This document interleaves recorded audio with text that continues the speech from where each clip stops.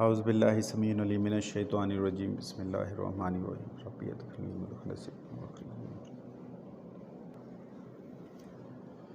हमने लास्ट जो हमारा टॉपिक था उसमें करेक्शन ऑफ माइंड मैपिंग मैंने करवाया था कि हमारे जहन में जो माइंड मैप बना होता है हम उसको कैसे ठीक कर सकते हैं। मैं बेसिक अंडरस्टैंडिंग के लिए उसको एक दफ़ा फिर से रिवाइज़ करता हूँ कि हम एक्चुअली पीछे से कंटिन्यूटी में आ रहे हैं। मैं वो स्लाइड क्विकली दिखाता हूँ ताकि आप उसको ले लें। ये वाली, हम पीछे से कंटिन्यूटी में आ रहे हैं। जब अल्लाह रब्बुल इज़्ज़त ने अलस्तु बि रब्बिकुम पूछा था तो तमाम अरवाह ने कहा था कि कालू बला, तो उस वक़्त हमारी सोल में शऊर भी था और इदराक भी था और वो अंडरटेकिंग दे रही थी कि आप मेरे पालने वाले हैं।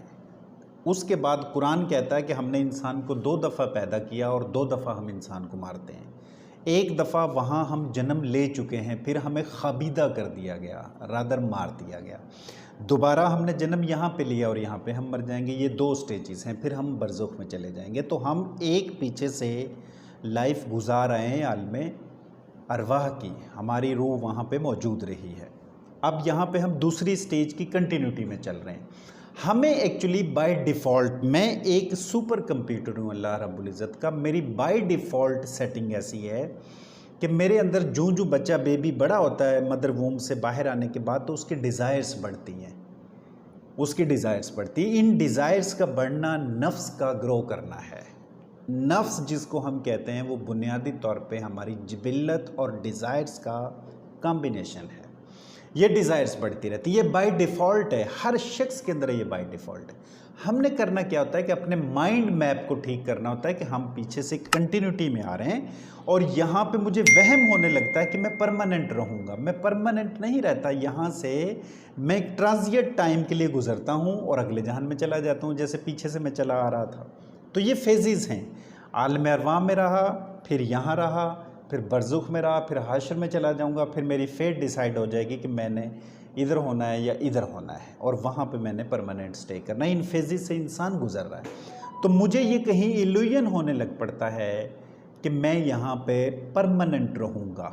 तो इस माइंड मैप को जब तक कोई शख्स ठीक ना करे तो उसकी बाय डिफ़ॉल्ट सेटिंग ठीक नहीं हो सकती। जब वो, यहाँ पे मैंने एक मौलाना रूम की मसनवी आपको ऐड की थी, वो कहते हैं कि हम यहाँ रहते नहीं हैं, इस दुनिया से हम गुज़र रहे हैं एक्चुअली।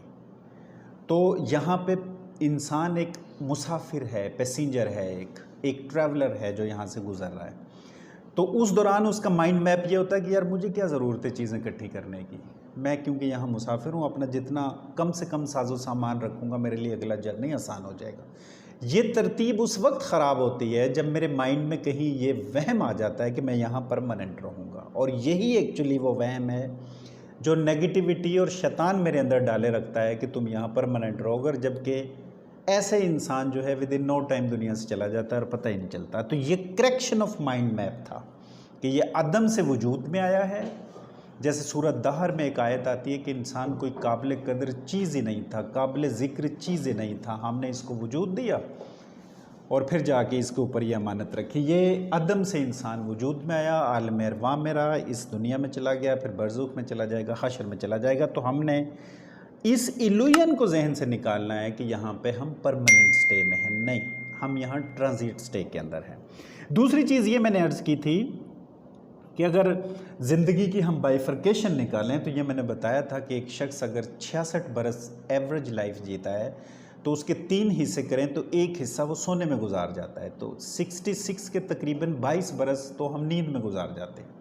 उसके बाद छोटा जब बेबी होता है 13 साल तो उसको बिल्कुल होश ही नहीं होते, वो क्योंकि ग्रो कर रहा होता है। 14-15 साल उसकी एजुकेशन में लग जाते हैं। तो ये आधी से ज़्यादा ज़िंदगी की तरतीब तो हमने और तरह से गुजारी हुई है। तो किस चीज़ का इख्तियार था? बहुत कम इख्तियार था मेरे पास जिसका मुझसे जवाबदेही होगी, और उसी की बेस पे मेरी आखिर कमिंग लाइफ जो है वो बनती है। वो किस चीज़ का इख्तियार था? मेरी आँखों का मुझ पे इख्तियार था कि मैं इनको यूज़ कर सकता था प्रॉपर। कानों का मेरा पूरा मेरी डिस्क्रिशन थी, ज़ुबान की डिस्क्रिशन थी, थॉट की डिस्क्रिशन थी। फिर मेरा वजूद जो था ये मेरे पूरे इख्तियार में था। रादर पेरेंट्स मेरे इख्तियार में नहीं थे, मेरी किससे शादी होगी ये मेरे इख्तियार में नहीं थे, बच्चे मेरे इख्तियार में नहीं थे, मैं कितना तालीम याफ्ता हूँगा ये भी somehow to some extent मेरे इख्तियार में नहीं था। तो ये बहुत लिमिटेड सा एक स्पैन होता है जिसकी बेस पे कितना बड़ा जो है वो जर्नी तय करने के बाद हमारी फेट डिसाइड हो रही होती है। हमने चीज़ों को थोड़ा सा बारीक बीनी से समझना है ताकि ट्रू अंडरस्टैंडिंग मिल सके।